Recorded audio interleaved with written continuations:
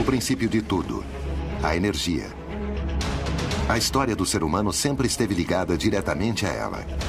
Desde a luz solar como elemento fundamental para a criação da vida em nosso planeta, até a invenção da bomba atômica.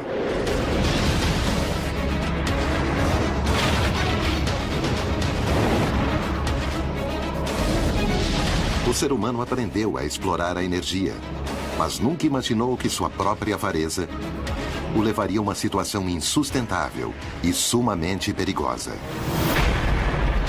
Uma situação onde uns poucos controlam os recursos de muitos, ou seja, os de todos. Há muito dinheiro em jogo e, portanto, muitos interesses. A cobiça teria impedido o maior desenvolvimento tecnológico e energético. Há muitos interesses de grandes grupos econômicos frustrados no poder. Pode uma sombra obscura ter ameaçado o destino de homens valentes que tentaram mudar o mundo em que vivíamos? Quem está movimentando os fios de nosso presente? Poderíamos estar vivendo em um mundo muito melhor? Quem tem nosso futuro em suas mãos?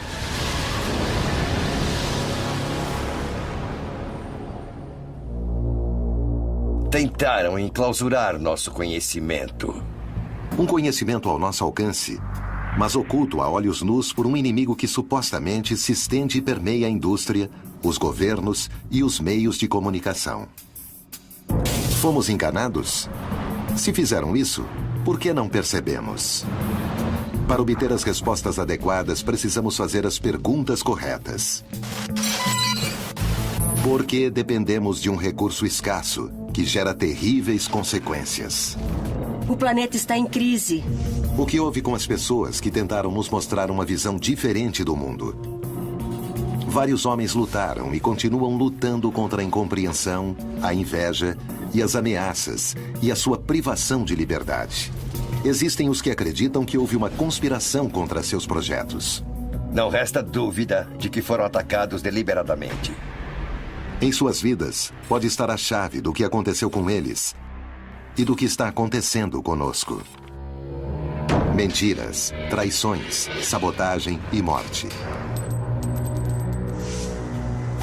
Esta é a história dos sonhos e invenções de pessoas que enfrentaram os maiores obstáculos.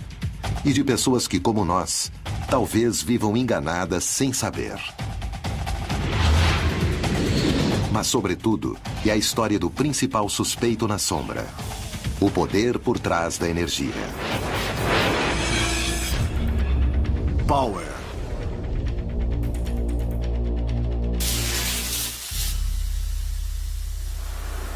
A energia sempre foi poder. Os sacerdotes das civilizações antigas obtinham autoridade pela crença de seu povo em seu controle sobre a fonte mais visível de energia e vida: o Sol. A energia é solar direta ou solar indiretamente. Nosso gênesis energético está no Sol. Os sacerdotes não foram os únicos em se dar conta do poder resultante do controle da energia.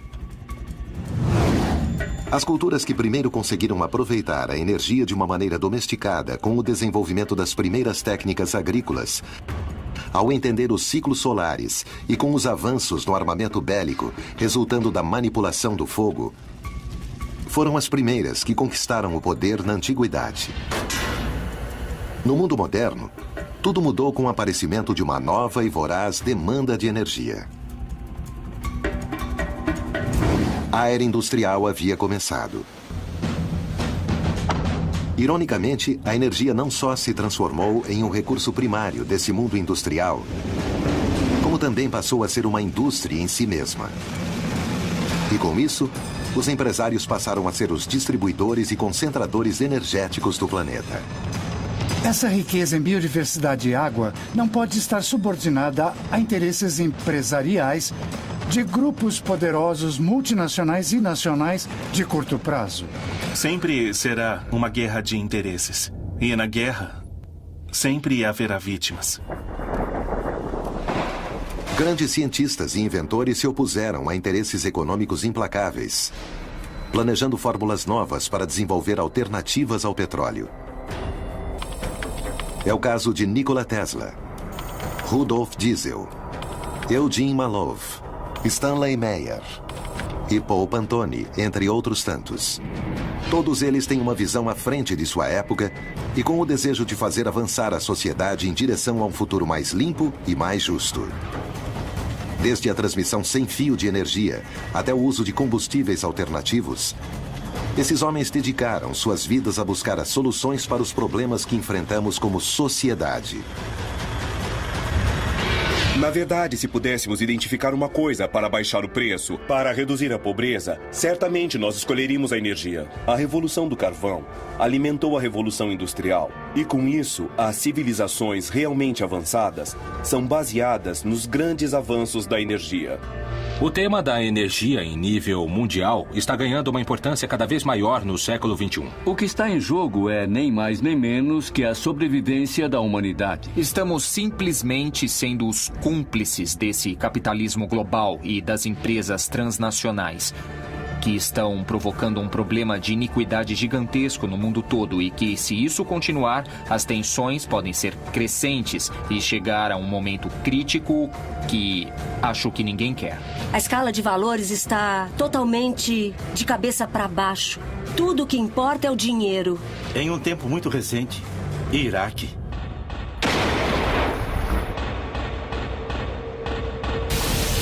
No entanto, existia uma pessoa que estava convencida de que manipular a energia não era uma arma de controle, mas a promessa de um mundo melhor.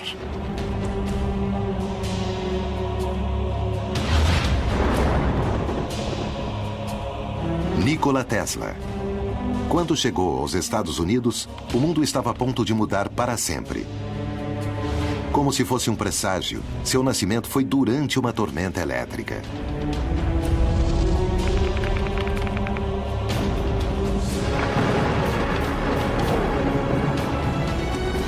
Desde muito pequeno ele tinha visões, era meio místico e se imaginava no futuro controlando a água e controlando a eletricidade. Seu pai era sacerdote e queria que Nikola seguisse seus passos.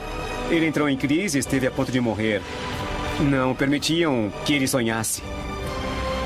Intransigente com a vocação do filho, seu pai fez então um juramento. Se seu filho sobrevivesse, permitiria que ele estudasse engenharia. Tesla ouviu que se ele se recuperasse, poderia fazer o que ele desejasse. E então tomou a decisão de estudar engenharia. Tesla não era um estudante comum. Logo se destacou. E seus professores não entendiam a sua capacidade de realizar operações de cálculo avançado em sua mente. Essa mente poderosa o levou a vislumbrar o futuro. Durante uma visão, Tesla desenhou um diagrama de sua invenção na areia. Logo nasceria a corrente alternada, algo que usamos todos os dias no mundo todo para transmitir a luz elétrica.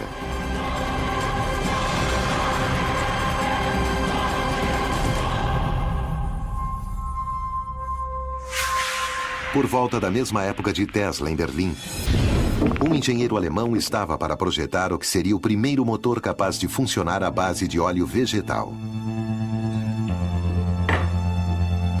Seu nome, Rudolf Diesel. Foi um homem muito dedicado a entender a termodinâmica dos motores de combustão. Uma de suas experiências resultou na explosão do motor em que trabalhava. Diesel passou meses no hospital em recuperação, com ferimentos muito dolorosos. Mas o acidente que esteve a ponto de tirar-lhe a vida lhe daria a coragem necessária para levar a cabo a invenção que revolucionaria o conceito de consumo energético. Aos 38 anos de idade, Rudolf Diesel já havia feito uma fortuna com seus projetos e patentes. Em uma feira em Paris, finalmente apresentaria ao mundo o motor que levaria o seu nome. Ele queria que o motor de combustão tivesse um aproveitamento muito maior e eficiência, que fosse mais barato, mais útil, com menos desperdício e menos poluição. Lamentavelmente para Diesel, seus interesses chocariam com dois poderosos adversários: a indústria incipiente dos combustíveis fósseis e o governo alemão, que temia que os projetos do pesquisador pudessem cair nas mãos da Inglaterra.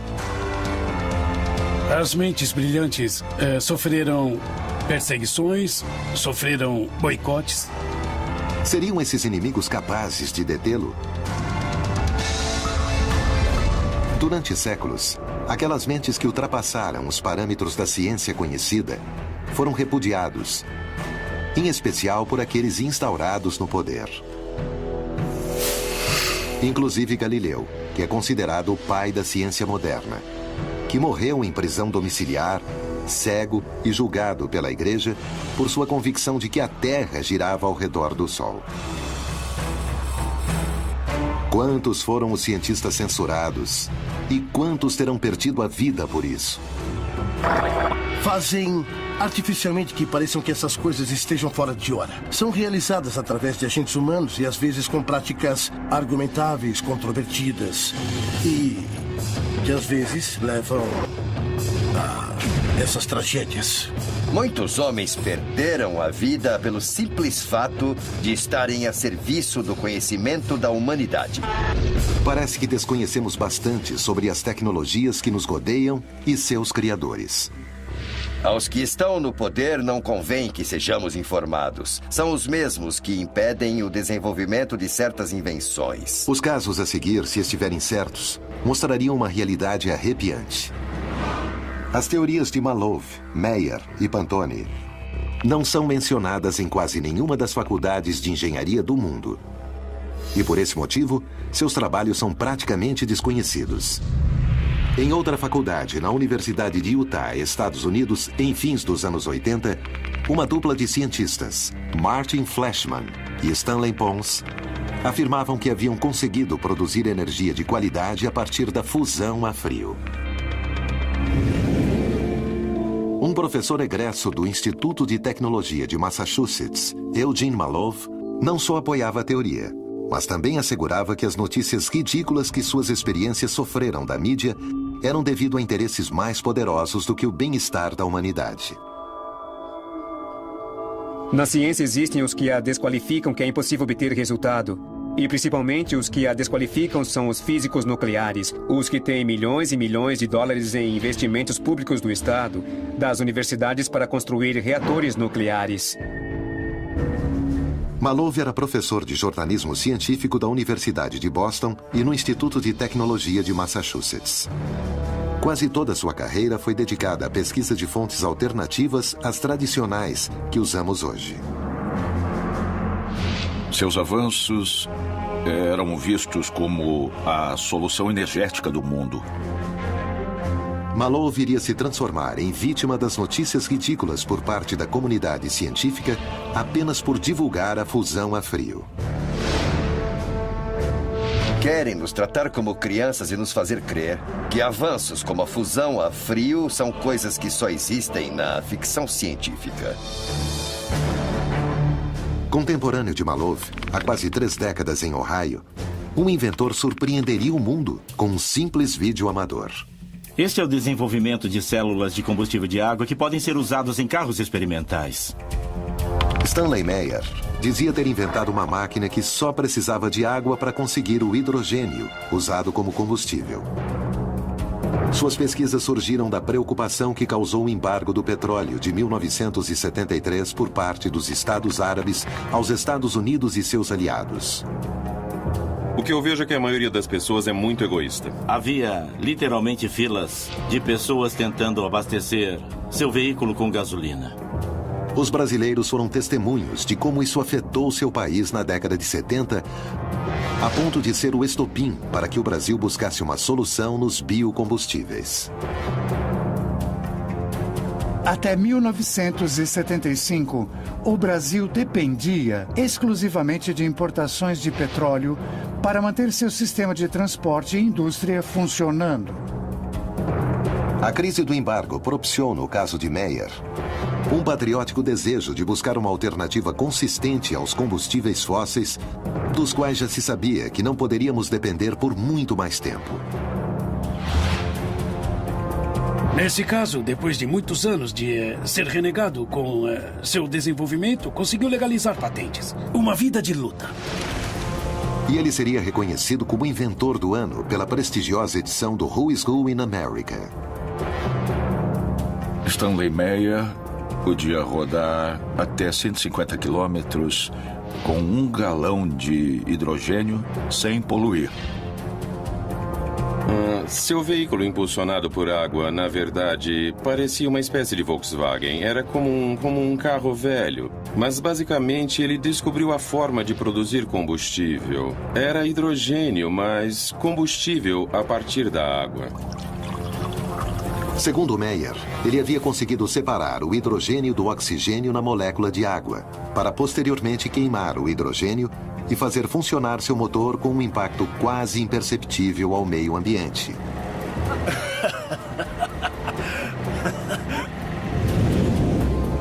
Em algumas escolas do México, está sendo experimentado outro tipo de motores que funcionam também graças à água. Por meio da informação obtida em planos disponíveis pela internet, foi possível recriar o motor Pantone, também conhecido como JIT. Paul Pantone, assim como Stanley Meyer, após a crise do petróleo, começou a se preocupar com o preço dos hidrocarburantes e decidiu fazer alguma coisa a respeito. Em 1979, ele começou a construir um sonho. O sonho de um combustível que permitisse que os motores não produzissem poluição.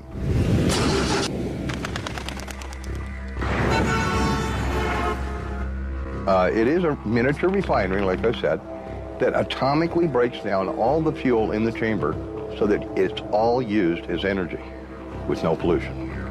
No início dos anos 80, ele terminou seu primeiro protótipo funcional do JIT, o Global Environmental Energy Technology. Está funcionando. O negócio por trás da energia poderia ser afetado por essas mentes brilhantes que tentaram mudar o mundo. Sabotagens, conspirações, torturas psicológicas. Quando o poder se sente ameaçado, apela para qualquer recurso, desde que mantenha seu domínio, inclusive a morte. A avareza dos poderosos fez com que a exploração da energia entrasse em crise. Ameaças, traições e atentados impediram que os projetos em prol de um mundo melhor fossem realizados. Estaremos a tempo de reverter esse rumo trágico?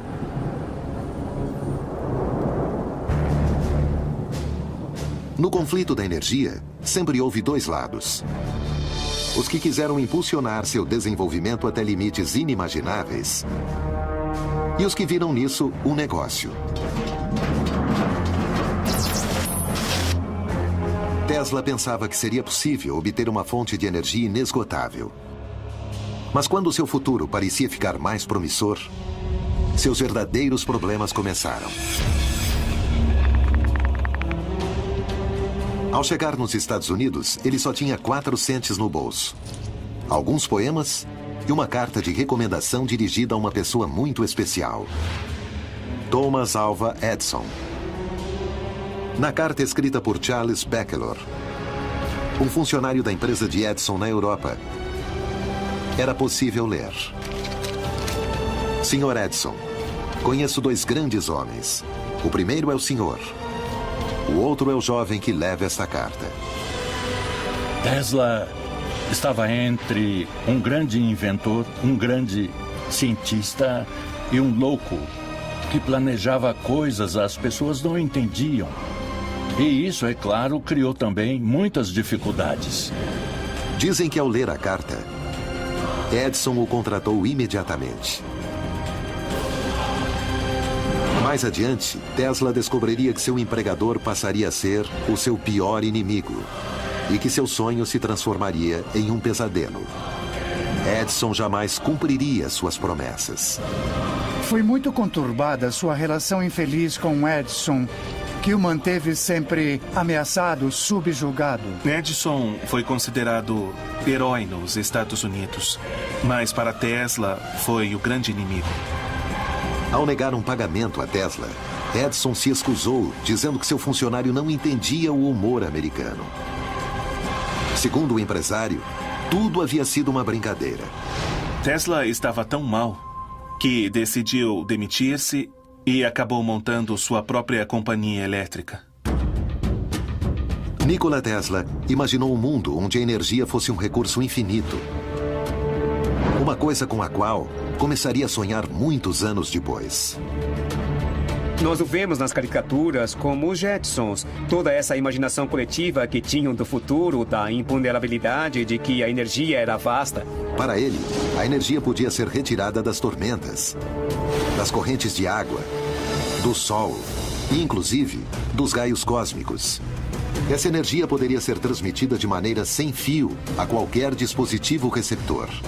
Veículos, casas e eletrodomésticos seriam alimentados sem a necessidade de baterias, cabos ou qualquer combustível. Tesla entendeu a energia como um elemento ao nosso redor, que podia ser transmitida e recebida através do espaço, não necessitando, inclusive, de condutores como o cobre. Seu sonho era poder aproveitar uma energia livre, sem barreiras e inesgotável.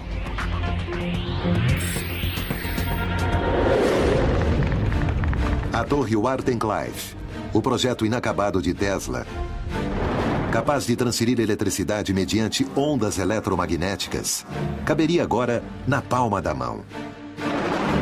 Os telefones celulares que utilizamos hoje em dia talvez tivessem aparecido décadas antes, assim como os primeiros computadores.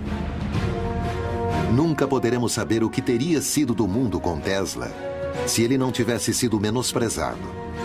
Mas podemos imaginar. Necessitaríamos da fibra ótica para a internet? Como teria sido o desenvolvimento da rede se seu nascimento tivesse sido sem cabos? Na atualidade, na China, uma tecnologia conhecida como Li-Fi possibilitou a transmissão de dados da internet à distância através da luz. Com essa tecnologia, não vamos precisar de cabos e somente com um interruptor poderemos usar tranquilamente a internet. O legado de Tesla teria conectado a todos nós.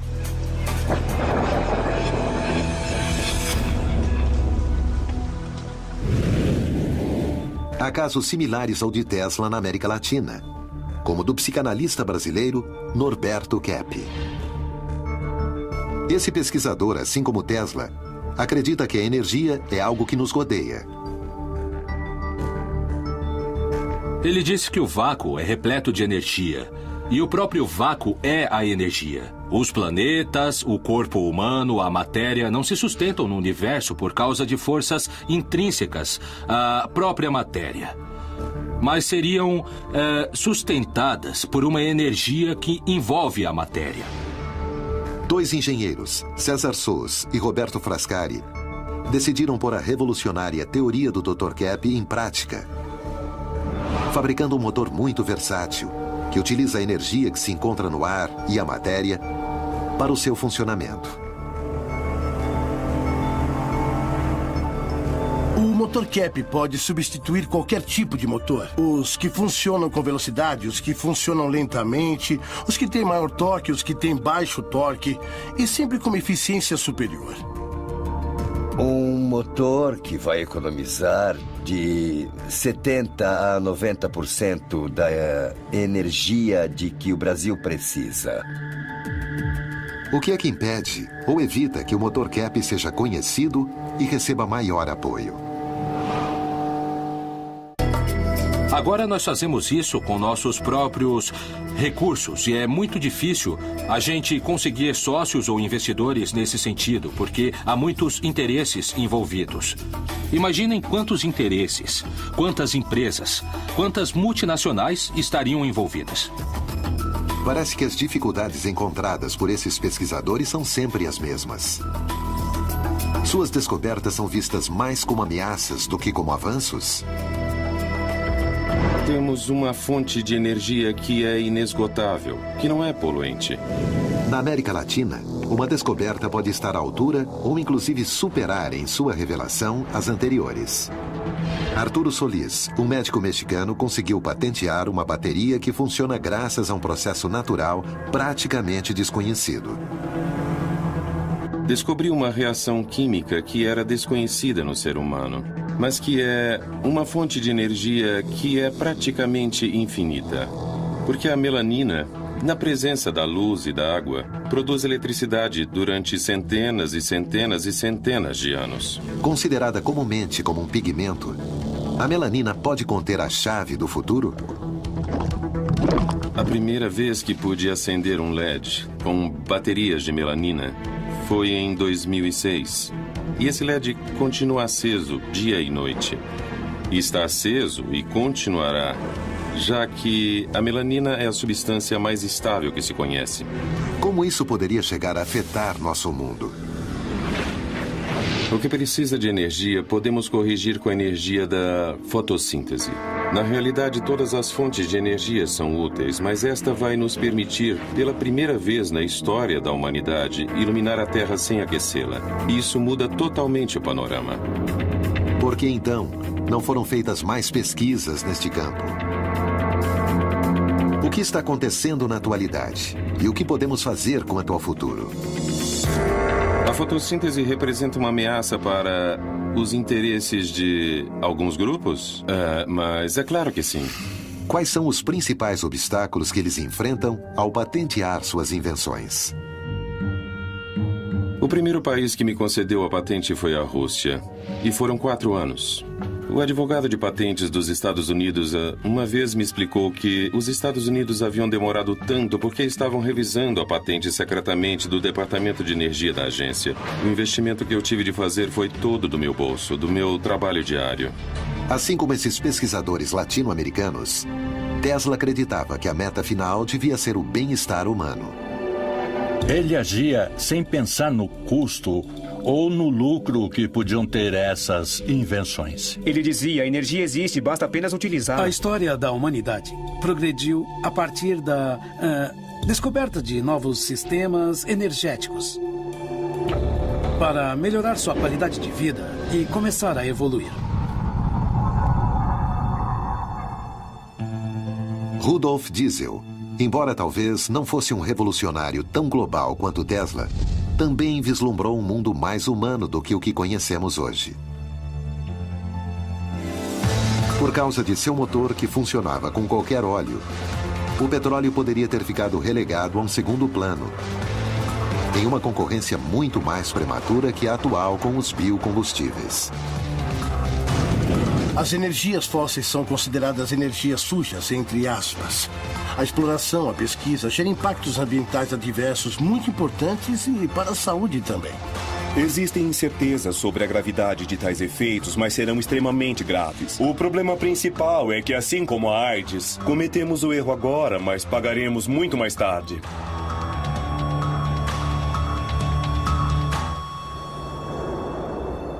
Antes de morrer, Diesel prognosticaria o seguinte: o uso de óleos vegetais como combustíveis pode parecer insignificante hoje.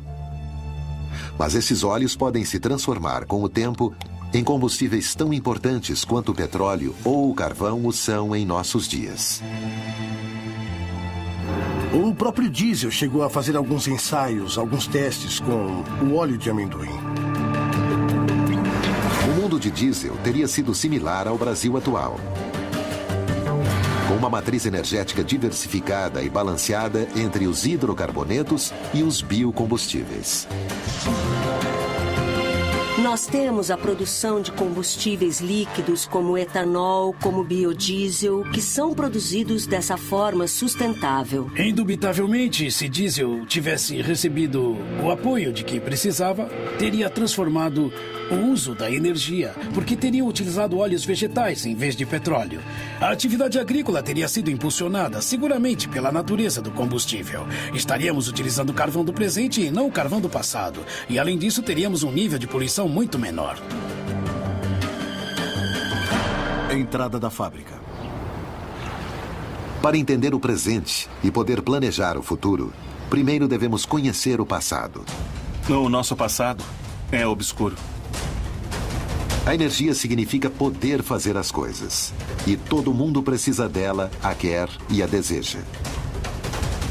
O historiador e político inglês Lord Acton disse certa vez: o poder corrompe, E o poder absoluto corrompe absolutamente. Ninguém encarnaria melhor o conceito de poder absoluto que J.G. Rockefeller e seu monopólio energético, a Standard Oil Company. Uma corporação que nunca mais foi vista, capaz de controlar todo o mercado sozinha. O mercado do petróleo. O ouro já não era dourado, mas negro. Rockefeller tem a visão de criar a Standard Oil, que finalmente, depois de alguns anos, se transforma em um monopólio. Esse monopólio entrou em conflito com as leis dos Estados Unidos e foi dividir a empresa em várias empresas. Essas empresas posteriormente mudaram de nomes e surge então a Exxon, Mobil e Chevron. Posteriormente, foi acrescentada a Shell. Embora nem todas tenham a mesma origem, elas passaram a ser chamadas genericamente as Sete Irmãs porque eram realmente as empresas que moviam o mundo do petróleo. Pouco tempo depois do surgimento da indústria petrolífera, nasceria outra indústria energética, a elétrica. E dois homens se apropriariam dela: Thomas Alva Edison e J.P. Morgan. Edison fundou a Edison Electric Light Company, que logo se chamaria General Electric, com a ajuda de alguns dos homens mais poderosos dos Estados Unidos. A General Electric é a única empresa das 12 originais do Dow Jones que aparece na atualidade depois de 117 anos. Forbes a considera a terceira maior empresa do mundo. Além de inventor, Edison foi um homem com uma marcante visão empresarial. E as ideias de Tesla bateriam de frente contra a dele, e, sobretudo, contra a ideologia de Morgan. Ele se importava apenas com o dinheiro e o poder. Tirava do caminho todo aquele que o atrapalhasse. Uma guerra estava a ponto de começar. A Guerra das Correntes. Edison e Morgan estavam dispostos a tudo para dominar o mercado. Mas Tesla lutaria para impor suas ideias. Diesel também decidiu enfrentar o poder, algo que poderia ter lhe custado sua própria vida. Quando o invento vai contra seus interesses, a máquina que domina a energia é capaz de tudo. No entanto, pesquisadores como Tesla e Diesel lutaram para impor suas ideias revolucionárias para melhorar o mundo, pondo em risco suas carreiras e suas próprias vidas.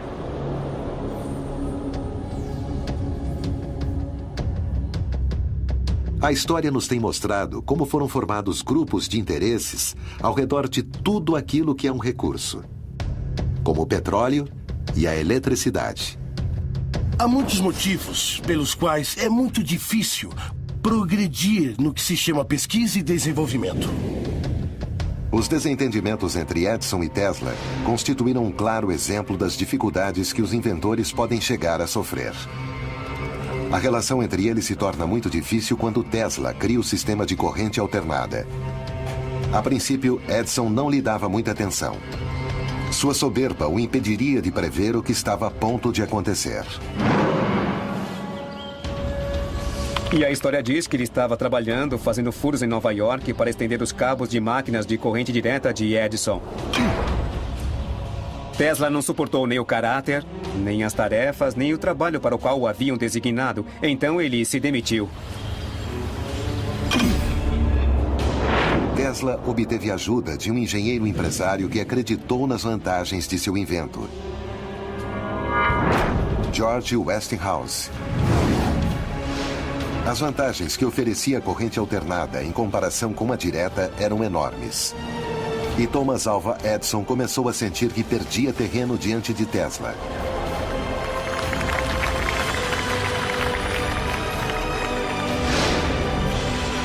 Então começou a criar publicidade negativa sobre o invento de seu rival, executando animais em público para difamar a corrente alternada.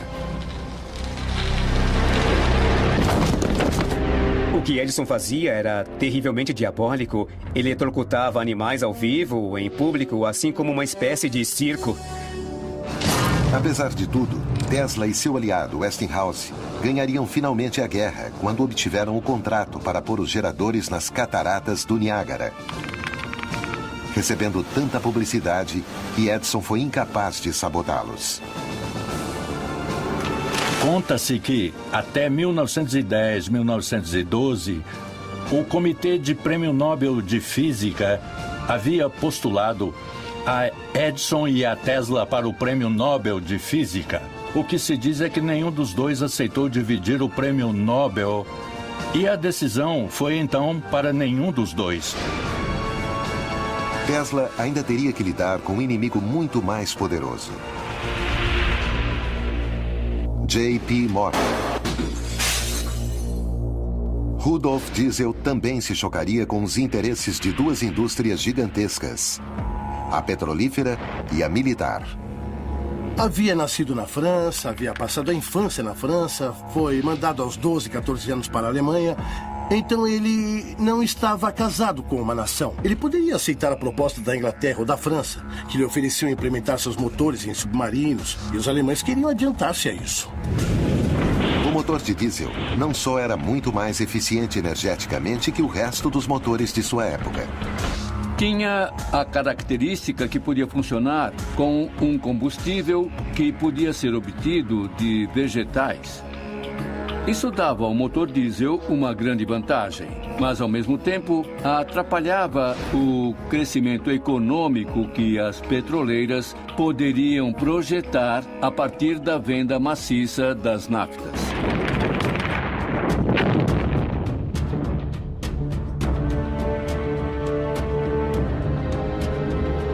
A Primeira Grande Guerra estava a ponto de ser conflagrada, e os interesses pela produção de motores eficazes para caminhões, tanques e barcos eram prioritários. Quando passaram a utilizar o motor diesel tanto para caminhões quanto para tanques de guerra, os veículos não paravam de funcionar, mesmo que todo o motor ficasse submerso na água. Bastava que a admissão e o escapamento ficassem fora. Os motores de diesel, devido às suas características, eram usados nos temidos submarinos alemães. A arma mais poderosa naquele momento. O inventor ignorava os perigos a que estava a ponto de se expor. O caso diesel é interessante porque mostra de que maneira, apesar das conspirações, finalmente a tecnologia pode terminar por se impor. Apesar de gozar de um gênio excepcional, Tesla, o inventor do século XX, como passou a ser chamado, terminou seus dias ignorado e esquecido. Sua queda começou quando o financiamento de suas pesquisas ficou nas mãos de J.P. Morgan, o sócio de Edison. Morgan percebeu o potencial que tinha a transmissão de ondas de rádio e decidiu financiar Tesla em seu projeto de construção da torre Wardenclyffe. Mas Tesla não só queria transmitir ondas de rádio com a torre, mas também eletricidade sem fio, capaz de ser usada por qualquer um, onde quisesse. Isso chocava diretamente com os interesses de Morgan. Como isso interferiria em seu negócio? Morgan tinha um monopólio sobre o cobre com que eram fabricados os cabos. De nenhuma maneira iria permitir que a pesquisa de Tesla progredisse. Ao ficar sabendo das intenções de Tesla, J.P. Morgan detém imediatamente o financiamento e logo a torre é demolida, prejudicando a reputação de Tesla para sempre. Além disso, seu laboratório foi saqueado e seus planos desapareceram.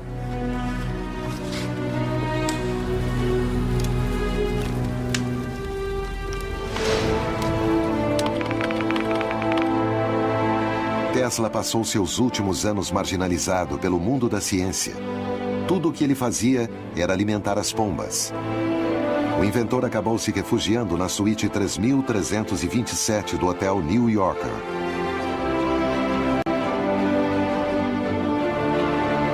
Aos 86 anos de idade, morria na suíte do hotel, completamente sozinho.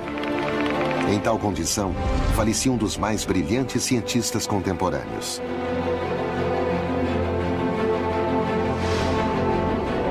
O certo é que para o mundo naquela época, era como se Tesla tivesse morrido há muito tempo. Sempre prejudicado por Edison e sua máquina de relações públicas, nunca teve seu merecido reconhecimento. Poucos dias depois, uma camareira o encontra morto no hotel de Nova York, onde vivia, e liga para o FBI. Naquela época, Hoover era o diretor do FBI e ele ordena que todos os pertences de Tesla sejam recolhidos imediatamente. E desde aquele momento, tudo relacionado a Tesla passa a ser top secret nos Estados Unidos, inclusive seu nome. Isso nos ocultou o verdadeiro alcance de seu legado. Tesla ficou totalmente ignorado. Ele saiu dos âmbitos universitários, acadêmicos, teóricos, filosóficos, não aparecia. Até que outra vez, estendendo sua pesquisa, e a importância de tais pesquisas é que outra vez voltou a nascer um mito e a história desse gênio da humanidade. Na era da informação, é cada vez mais fácil ter acesso ao conhecimento. Talvez hoje, o encobrimento não seria tão simples quanto antes. Já não se pode enganar todas as pessoas o tempo todo. Bem, também não se pode adiar e frustrar uma contribuição valiosa para sempre. Antes de morrer, Tesla disse enigmática e profeticamente: o presente é deles, mas o futuro pelo qual realmente trabalhei é meu. A quem se referia Tesla quando disse eles? Nunca saberemos se eles tiveram algo a ver com os misteriosos eventos que ocorreriam com diesel.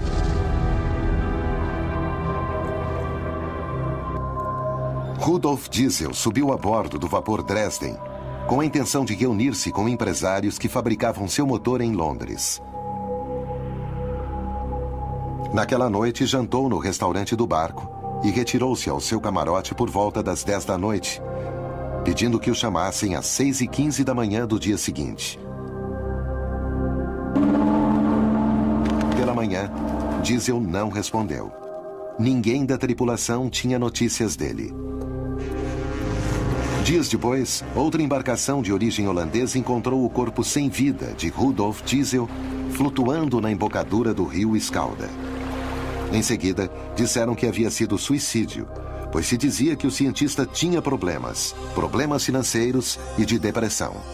A morte que Diesel sofreu pode ter sido tramada por interesses do petróleo ou talvez por serviços de inteligência alemães ou ingleses. É possível encontrar o motivo de alguns alemães malvados que o queriam morto, com certeza. Que as circunstâncias de sua morte não foram as mais normais. As pessoas costumam morrer na cama. Rudolf Diesel começa com seu projeto em 1899. Em 1913, amanhece flutuando em um rio. Então, não há muito o que pensar, não, dos grandes interesses que existem no petróleo. O certo é que ele desapareceu, mas sua vida não.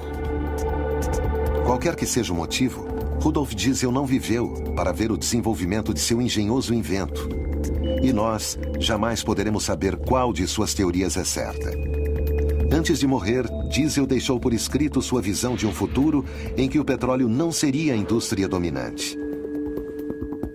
Ele viu um futuro com combustíveis alternativos. Uma visão que é amplamente compartilhada por especialistas na América Latina.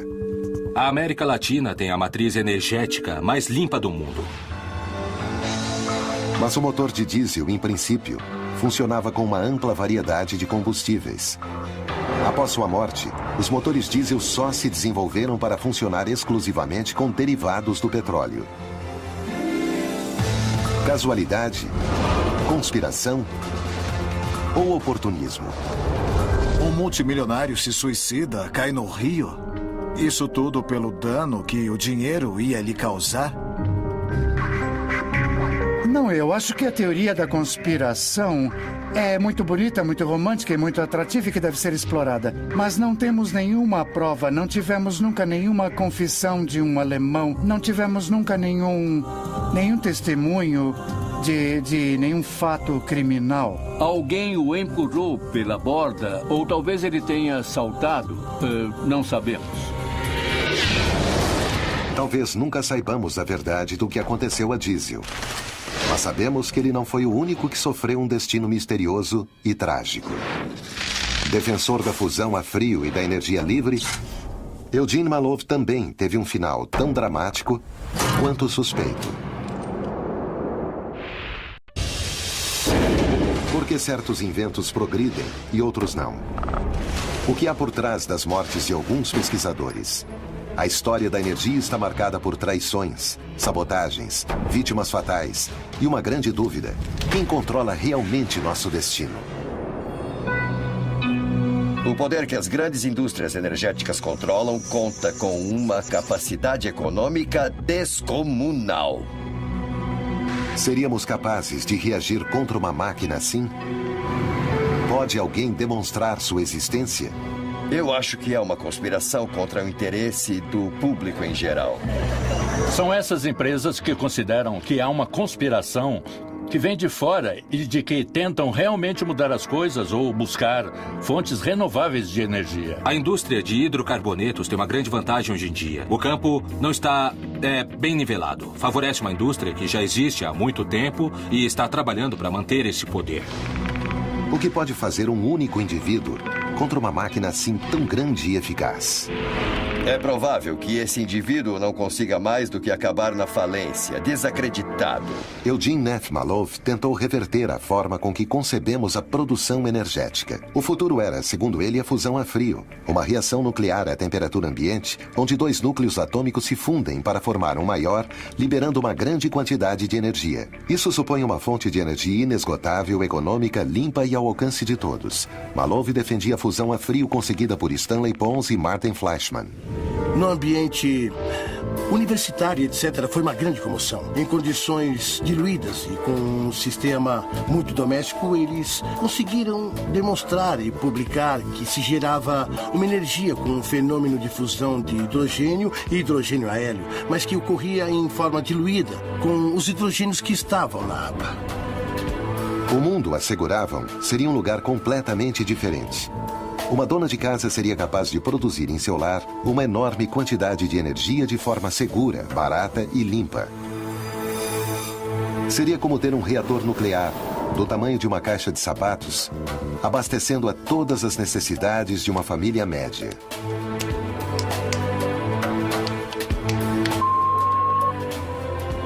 No entanto, o mundo acadêmico duvida da capacidade de reproduzir o fenômeno da fusão a frio. Assim como também questiona a veracidade dos inventos de Stanley Meyer e Paul Pantone. Pantone tinha um interesse além de qualquer crise econômica para desenvolver seu invento. Muito tempo antes de transformar-se em um tema tão popular como em nossos dias, Paul já pensava em conseguir um processo de combustão que reduzisse a poluição. Queria criar um motor que cuidasse do ambiente. Assim, ele visualizou o JIT. Um homem que simplesmente queria deixar uma impressão melhor quando partisse que a que encontrou ao chegar. Esse é um sentimento que, com certeza, eu apoio. Segundo Pantone, neste preciso momento poderíamos modificar qualquer motor para que, em vez de gasolina, funcionasse, em sua maioria, com qualquer líquido. E só utilizaria uma pequena porcentagem de combustível convencional para a partida. Seu segredo, o plasma criado a vácuo. O que realmente ele desenvolve é o que chamam os engenheiros químicos um reformador de plasma. O plasma, muitos o identificam como o quarto estado de agregação da matéria. Parte da base de que o combustível pode ser mais bem condicionado para fazer a combustão. O agregado de água em alguns motores de combustão interna pode chegar a produzir diminuição na poluição. Nós temos que atender a uma nova restrição. E essa restrição tem a ver com a emissão de dióxido de carbono. E isso é uma coisa que com certeza tem que chegar a zero.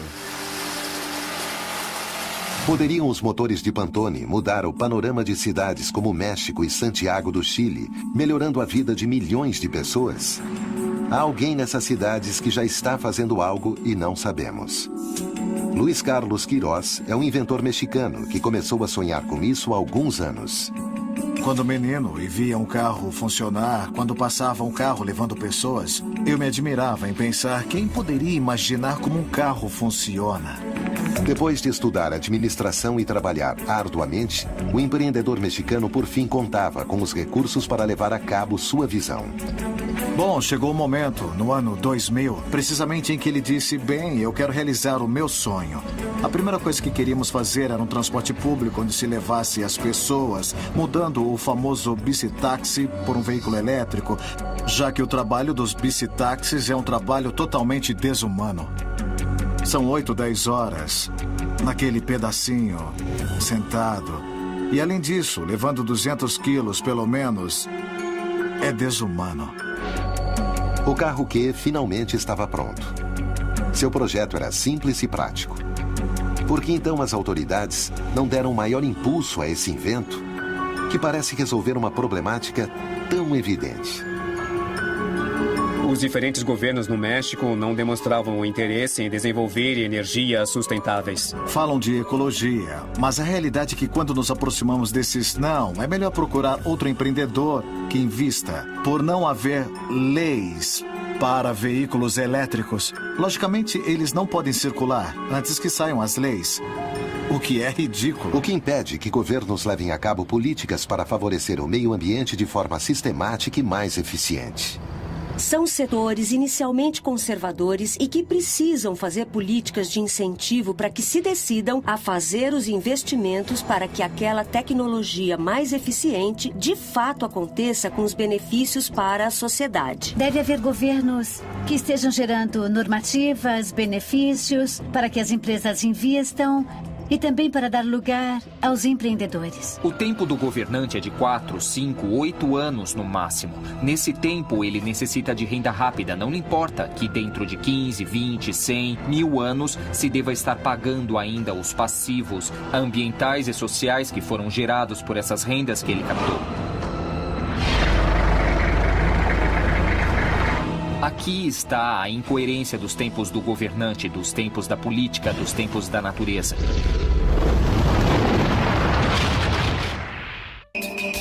No caso de Eugene Malov, ele denunciava que uma comunidade científica com fortes interesses havia feito todo o possível para menosprezar, através da mídia, sua campanha a favor da fusão a frio. Malov quis mostrar ao mundo um invento que revolucionaria a maneira com que concebemos a energia, proporcionando-nos a tantas vezes imaginada energia livre. Mas por acaso, era isso que desejava a comunidade científica?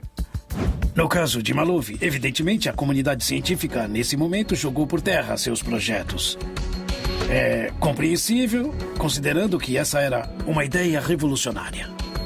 Malov decidiu fundar a sua própria organização para a pesquisa da fusão a frio e as energias alternativas.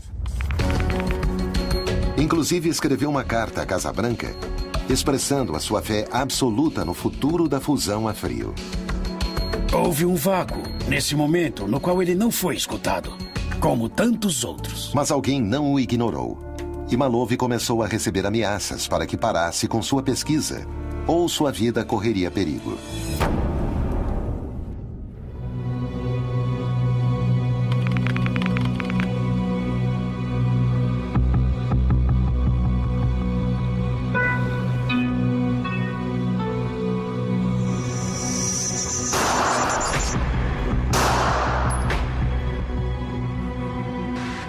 Eugene Malov foi assassinado a sangue frio. Horas mais tarde, encontraram sua Dodge Caravan abandonada em um estacionamento em Preston. A polícia informou que havia evidências de resistência, o que indica que Malov enfrentou seus agressores. O caso foi considerado como intenção de roubo.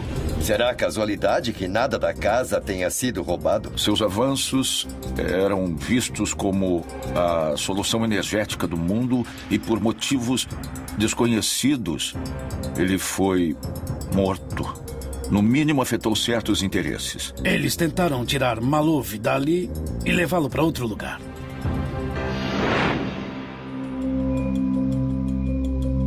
Atualmente são realizadas diversas experiências vinculadas à fusão a frio até por parte da própria NASA.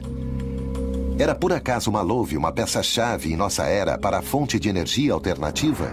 Poderia isso desagradar alguém? O caso de Malov teve alguns pontos em comum com o de Stanley Meyer, inventor do motor a água. Além de ter de lidar com a difamação pela mídia, Meyer foi processado por 2 investidores que diziam que foram enganados. Durante o julgamento, o pesquisador nem ao menos teve a possibilidade de pôr à prova seu invento para demonstrar sua inocência. O tribunal o considerou culpado e o condenou a pagar um total de $25 mil.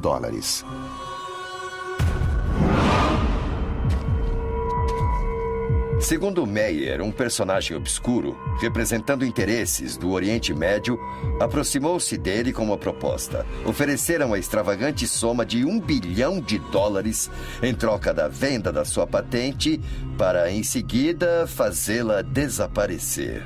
É difícil falar porque você pode pensar também que não desenvolver uma tecnologia nova, você pode estar deixando de ter um mercado novo de um produto com um valor superior e que você poderia, inclusive, ganhar mais. Mas para Meyer, sua invenção do motor a água era um aporte para a humanidade, não um negócio. Assim, ele recusou as ofertas. A partir daí, Meyer denunciou que recebia ameaças telefônicas. Estaria alguém se empenhando em evitar que suas descobertas ficassem conhecidas? Muitas o vídeo que Stanley Meyer usou para de mostrar à sociedade seu invento rapidamente deu a volta ao mundo. Por exemplo, essa tecnologia está aproveitando o poder que a água nos oferece. Este injetor de água que nós vemos aqui hoje nos dá uma forma muito econômica de conversão e faz com que um automóvel convencional funcione com água normal. Todas as grandes empresas, os grandes interesses nunca tocaram o coração para defender a vida de um ativista ou de um inventor. São perseguidos, assediados e mortos. O motor a água, criado por Meyer, poderia ter revolucionado o cenário energético mundial. Talvez por isso seu desenvolvimento foi truncado pelo dramático destino de seu inventor.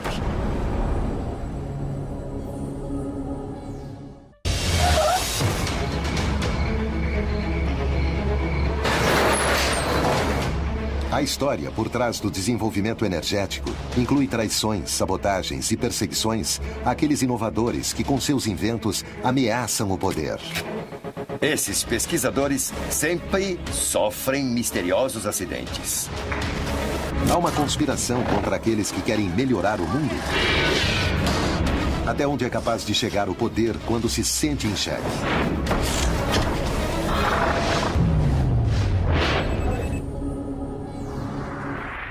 Stanley Meyer propunha o uso de um simples adaptador para abandonar os hidrocarbonetos por completo.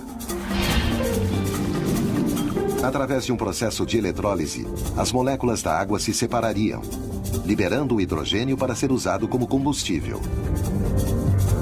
Só havia um pequeno problema com a sua criação. Ela violaria as leis da termodinâmica. Algo que não o impediu de desenvolver seu invento e, inclusive, fazer demonstrações em público. Um carro que se alimenta de água e que não consome combustíveis, acho que afeta interesses brutais e paradigmas energéticos com repercussões que, no mínimo, teria mudado todo esse cenário energético que hoje em dia estamos padecendo e estamos contaminando.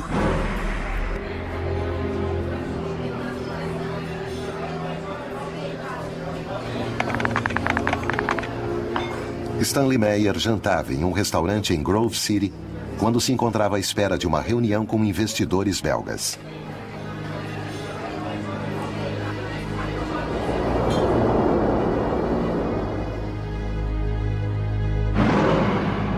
Talvez ele não tenha sabido entender de alguma maneira que a sua sentença de morte poderia significar esse choque de sistemas que ele propôs. Foi um erro, talvez político. De acordo com a versão dada por testemunhas, em pleno jantar, Meyer sentiu-se sufocado. Deu um salto em seu assento e fugiu para o exterior do restaurante, gritando que o haviam envenenado.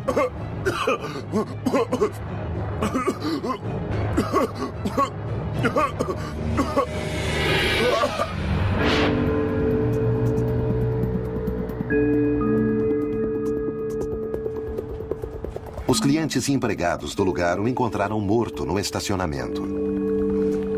Nunca chegou ao carro e também não chegou a realizar seu sonho. Se estivessem certas as afirmações de Meyer, o mundo não teria de enfrentar a perspectiva de um apocalipse energético por escassez de recursos. O hidrogênio é o elemento mais abundante do universo. Uma fonte praticamente inesgotável de energia. O hidrogênio pode ser uma fonte inesgotável, porque o hidrogênio é retirado da água.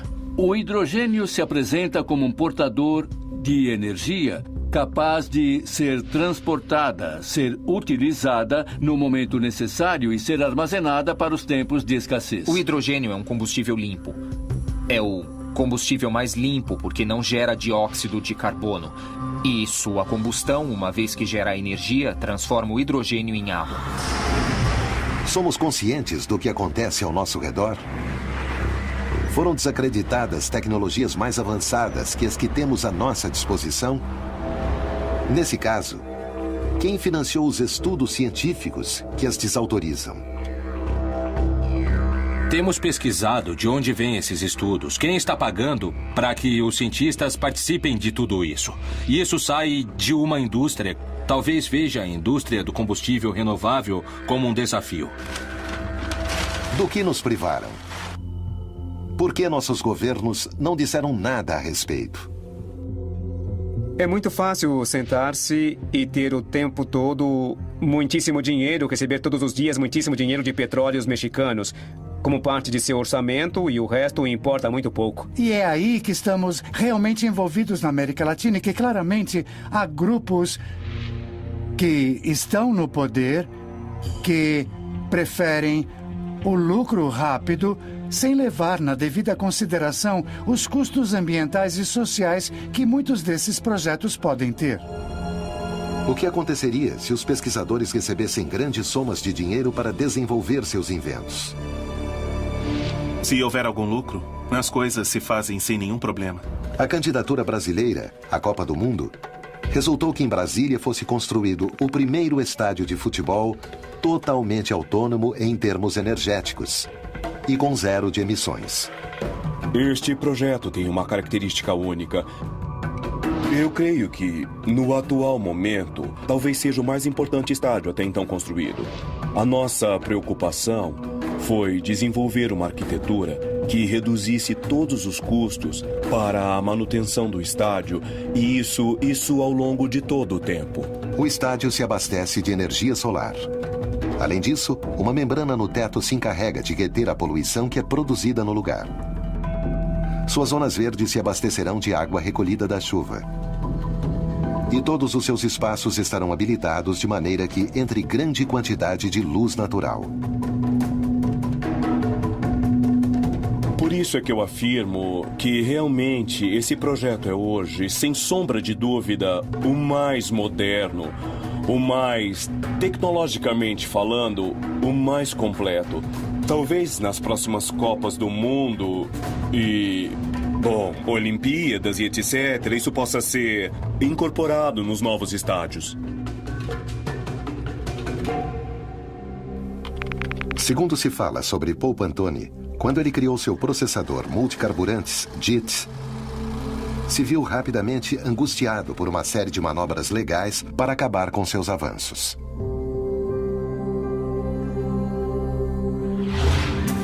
Seu pai foi o primeiro a adverti-lo sobre o risco que ele corria.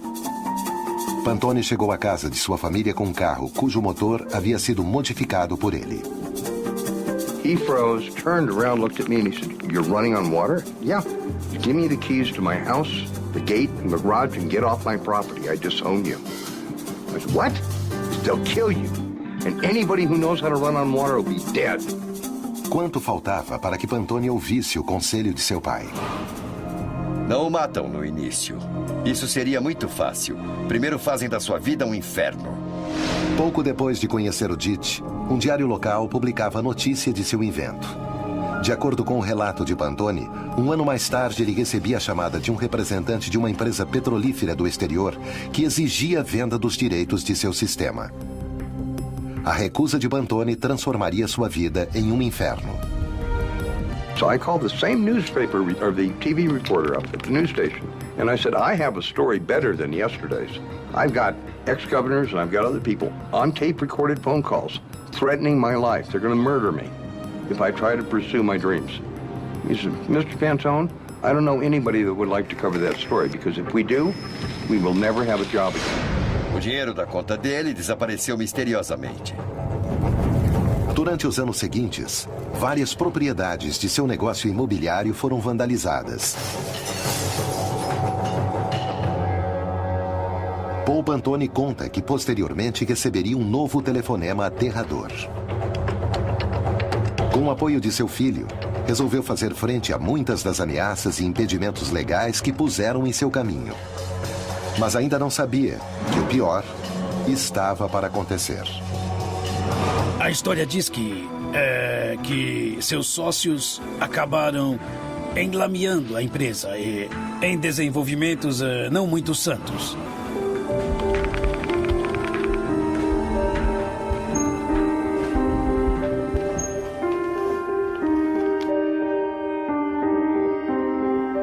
Seria o estado de Utah o lugar ideal para iniciar um processo legal contra Pantone e assim levá-lo à miséria?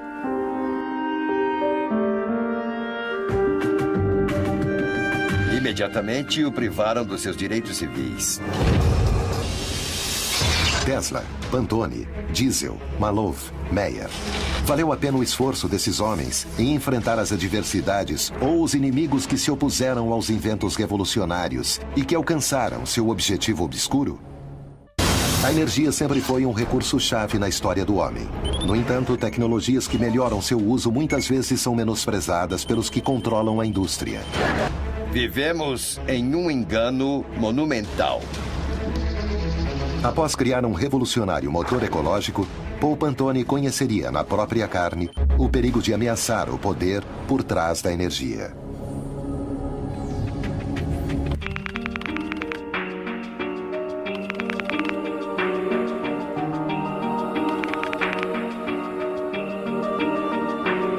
O mundo geralmente celebra tudo aquilo que represente um avanço para a humanidade.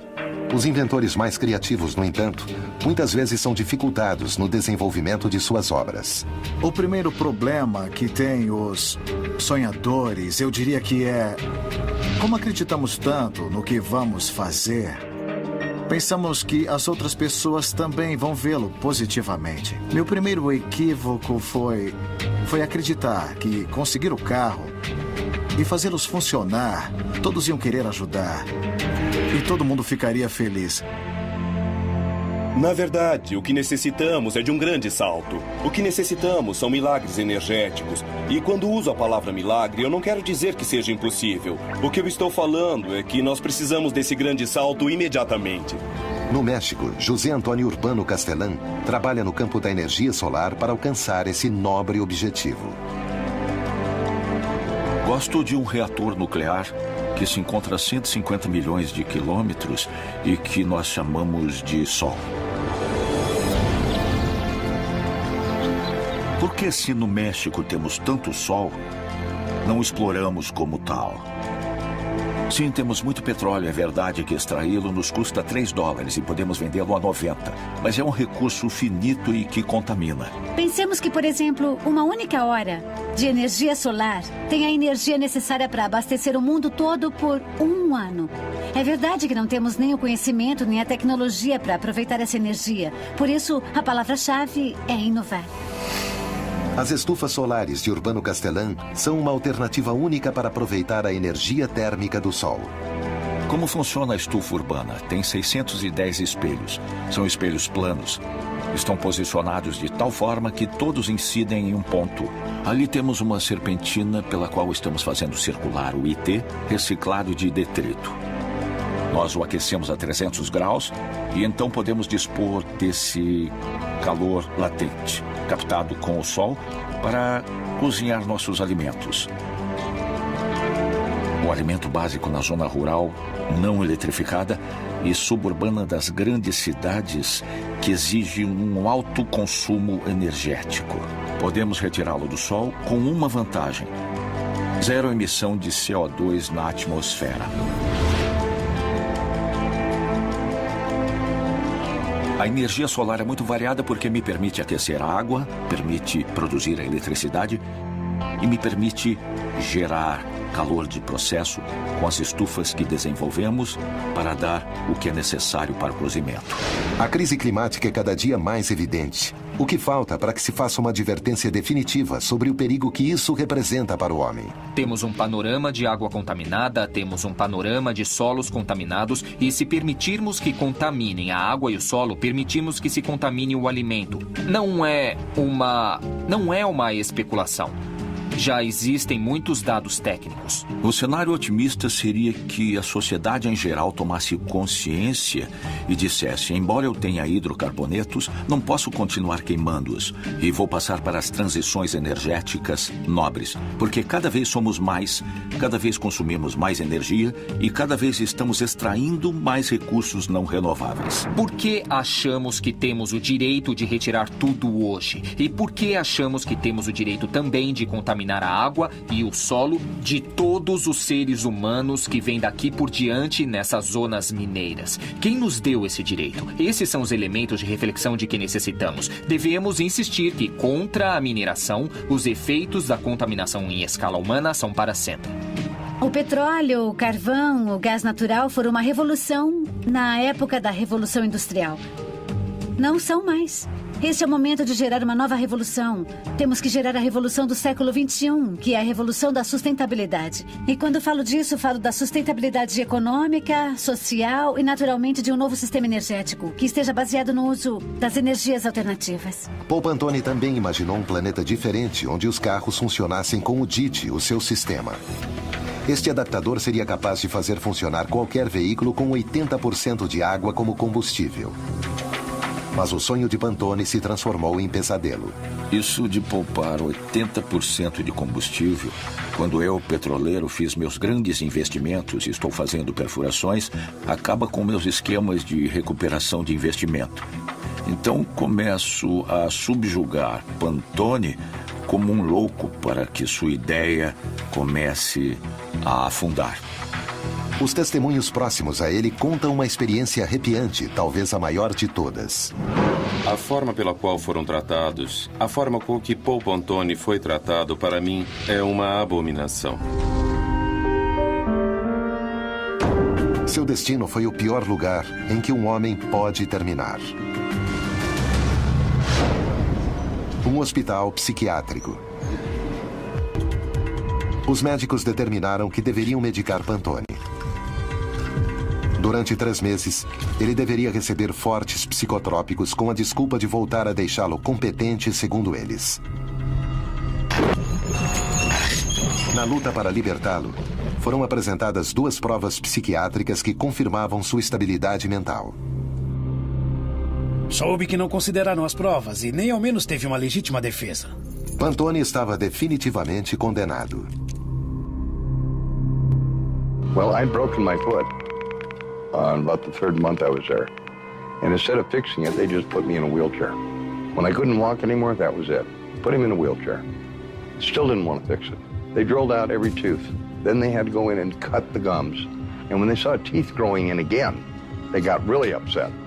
So then they took me to a surgeon, and they ground down the bone, and then sewed it all back up. Ele sofreu muitas pressões e várias torturas psicológicas. E terminaram fazendo com que ele merecesse o lugar onde estava. Embora resistisse e não tomasse seus medicamentos por temer ver afetadas suas faculdades mentais, o futuro de Pantone se desenhava nele. Pressentia que não ia durar muito mais tempo. Toda a esperança parecia perdida.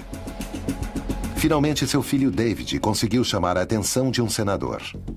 Ao ver a falta de assistência médica e as condições em que Pantone se encontrava, o congressista entrou imediatamente em ação.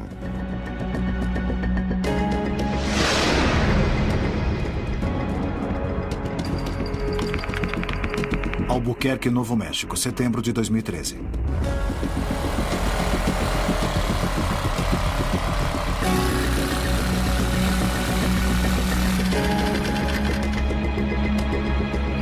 Isso vai na minha mesa, no lado direito.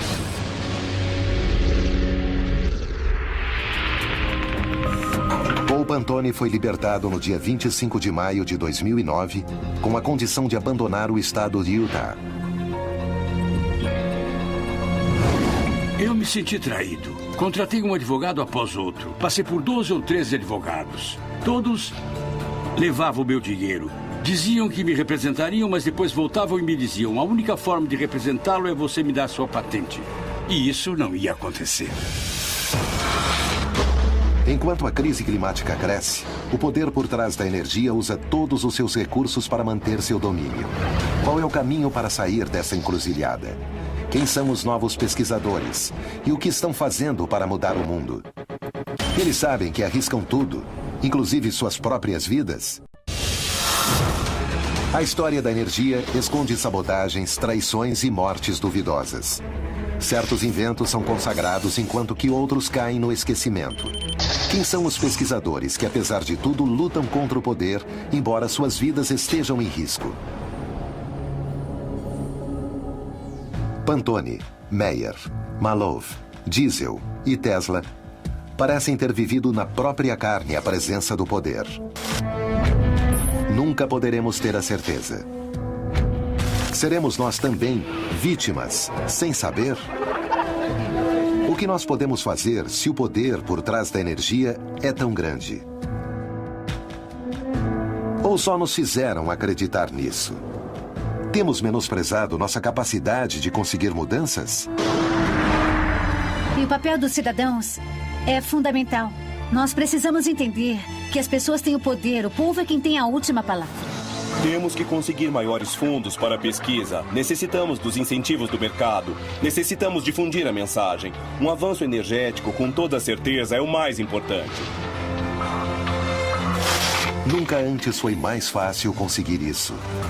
Graças a tecnologias digitais, o fluxo de informação é tal que a censura é praticamente impossível.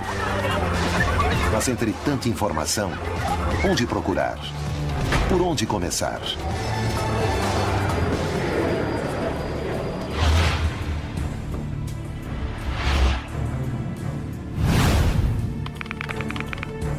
A 17 quilômetros de Abu Dhabi, está sendo construída na atualidade uma cidade cujo abastecimento energético provém unicamente de energias renováveis, somando-se a altas tecnologias de aproveitamento que são projetadas para não haver qualquer poluição. Exemplos como o da cidade de Masdar seriam muito interessantes se pudessem ser reproduzidos em todo o mundo.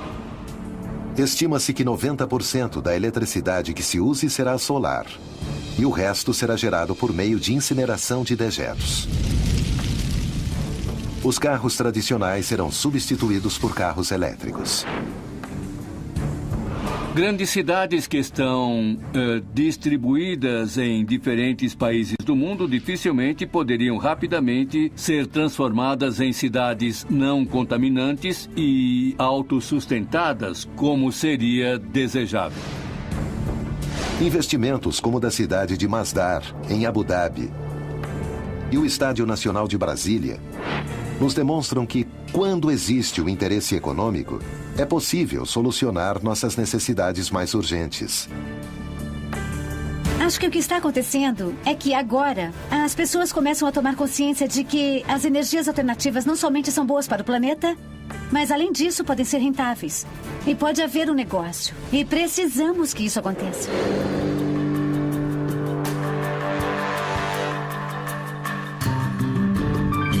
Estamos às portas de poder conquistar essa massa crítica. nós mesmos também mudaremos nossa maneira de ver o mundo para viver uma nova humanidade, para viver as energias limpas, para viver novas economias e aproveitando as energias que efetivamente são infinitas, que o universo nos oferece, mas aproveitando-as de uma maneira mais amorosa e coletiva. Aplicar isso de forma maciça vai levar tempo. Vai ser um tempo muito bem empregado. E, além disso, muito interessante porque estamos abrindo um novo panorama, completamente diferente. Temos novos desafios para resolver para os próximos 1000 anos. Na verdade, nós somos o problema. Somos nós que geramos a crise ambiental. E é importante tomar consciência disso. Não há como jogar a culpa nem nas empresas, nem nos governos. Somos nós. O importante é assumir essa responsabilidade. Porque os governos fabricados por essas empresas, por exemplo, quem os usa? Somos nós. Então, nós somos o problema, mas também somos a solução. Há pessoas, pelo que sei, que baixam planos da internet e os aplica e funcionam. Na verdade, com muitas inovações também acontece isso. Assim, não é nada melhor que democratizar os conhecimentos dessa maneira.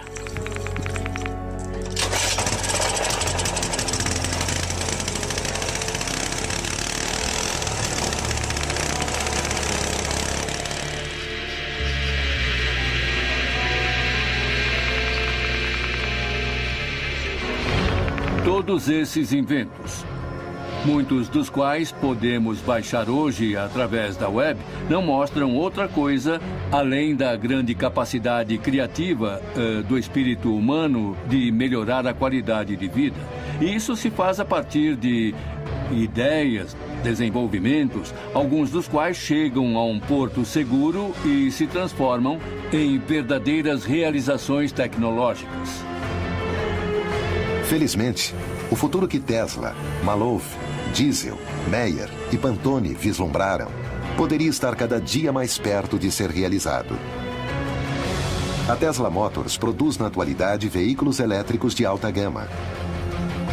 Mas o desejo dessa empresa, criada em homenagem ao homem que mais lutou para pôr a energia ao alcance de todos, é chegar ao mercado maciço com um automóvel de preço acessível. Poderíamos estar diante da fagulha que dispara a revolução que Nikola Tesla sonhou mais de um século atrás.